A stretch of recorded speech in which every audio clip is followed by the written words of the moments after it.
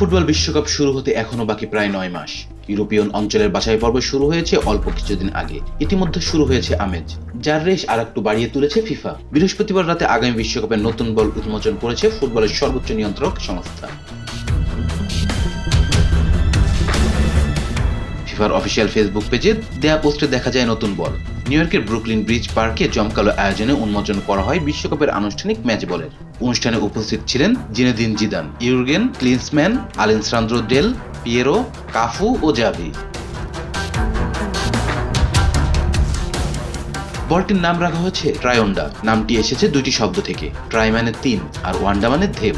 বলে লাল, সবুজ ও নীল এই 3টি রঙের মাধ্যমে আয়োজক দেশগুলোকে বোঝানো হয়েছে। টুর্নামেন্টের আয়োজক 3 দেশ, যুক্তরাষ্ট্র, কানাডা ও মেক্সিকো। আর এই জন্য বলে রাখা হয়েছে 3টি আলাদা আলাদা প্রতীক।